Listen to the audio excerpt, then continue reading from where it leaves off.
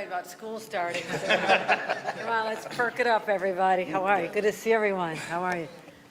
Thank you for joining us as we continue what has been an extraordinary journey, and I want to thank the Superintendent, Mark Lurie, for hosting us here today, and our Superintendent of the Lackawanna School District has joined us here, Superintendent Fashir, and a lot of people representing young people, students, parents, teachers union, and others who have been working intently on something that I think is going to be one of the significant transformational policies that the state of New York has ever engaged in, and that is promising our students a distraction-free environment when they go to school in kindergarten and when they've done graduating in 12th grade. I'm telling you, they're going to emerge as more well-rounded, more well-adjusted, more well-educated students than we're doing right now, and it is not their fault.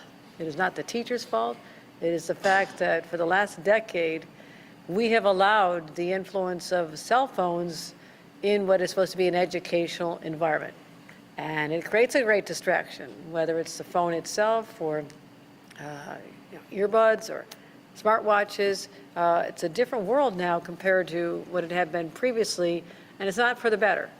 Because another fight we took on with the state legislature against big tech companies was that we said there's such negative influence on our young people coming from addictive algorithms that are bombarding students. I mean, an average of 250 notifications a day, but it's many times pushing, darker content and negative content, and not just that, but it's also monetizing our kids' mental health. They've been collecting information about our kids, about their preferences, and selling it to advertisers. And so we stopped all that in New York. We're the first state in the nation to say no more. You can't monetize our kids' mental health, and we stopped that, as well as the notifications overnight, and making sure that they cannot unsolicited send algorithms and messages to students and young people. But a cell phone is still the device that is used for bullying, creating enormous pressure, social pressure on young people. Teenage years are hard enough. I know that from having been a teenager and raising teenagers. But to have the extra stress of, as the girls I was talking to at one event told me, we're sitting here and someone's texting that they hate my clothes, they're mocking me out, they're having a meeting in the girls' room and I'm not invited, they're talking about the parties on Friday and I'm getting all upset because no one cares. And they're supposed to be learning. And also the distraction of, student has to look at either a math teacher or a TikTok dance video, and I'm sorry, teachers, we know it's winning out there. So this is what's been going on a long time. And I went on a 1.5, almost 2-year journey to gather representation of what we have here, law enforcement and superintendents and teachers and principals and administrators and students and parents, and just saying, what can we do here? And I'm really proud that we're able to be now the largest state in America that's starting as soon as this school year begins, very shortly, the largest state in the nation to have a complete distraction-free environment from kindergarten to 12th grade.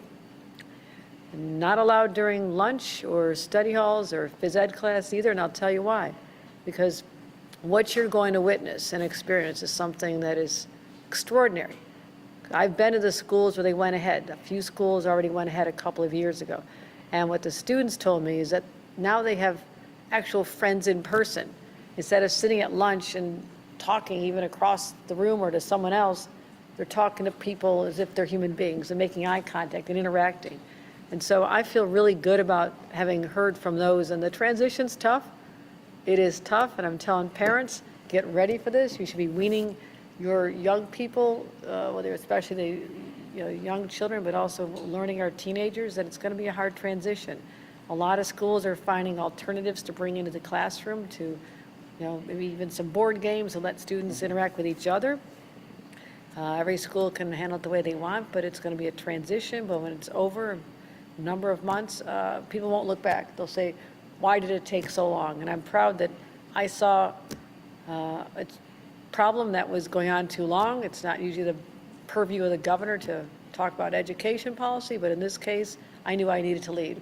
not just as a leader of the state, but also as a parent who cares deeply about our children's mental health. So again, Superintendent, I want to thank you again for hosting us, and I would love to hear your remarks. Sure, thank you and welcome, Governor. We're so honored to have you here and at Niagara Falls High School. And as you said, in a week, 2,000 students will be pouring through these doors. And we've been really working very hard to set the stage, going back a couple of months, to let our parents, our students know that this is coming. You need to adjust to this. We're going to help you. We're going to work with you. But at the end, this is the right thing to do. And as you stated, it's really a war on dopamine, because when I'm listening to you talk, and I applaud your leadership on this, the dopamine hits that our students are getting and not even realizing it are what's taking them away from the purpose of why we're here. And you, through your leadership and what we're doing here and across the state, really helping to rewire kids' brains and minds for the positive things that they should be learning in school and the positive interactions that they should be having with each other. So we're really honored that you're here at Niagara Falls High School. We're proud of our school. We're proud of our district. We're honored that Superintendent Ashir is here from Lockport. She was a forerunner in doing this when no one else was, so it's really an honor to have you here as well. And we're going to be looking to you for help too, because I know you're right, Governor. There's going to be some bumps and bruises, and there's going to be some work that needs to be done. But we have the support of our teachers union. We have the support of our administrators, and together, collectively, we're going to make this thing work for the betterment of our students. And the reason that we're here, and we have support from great parents like Samika Sullivan, and the reason we're here for the two young people on the end, Harjat and Leo. Harjat happens to be our ad hoc board member too, so she's on the school board, and we're really proud of that, and Leo's a wonderful 12th grade student here. That's why we're doing this. We want to give you that lift to start your college or career days with that little bit of extra push. So I think this is a long time coming, and we really appreciate your leadership. And again, I commend districts across the state. There are a handful, and again, I want a special shout out to Lackawanna for helping show the way. I'm looking forward to that as being part of the conversation as well. So thank you. All right, Governor, we're going to pause there.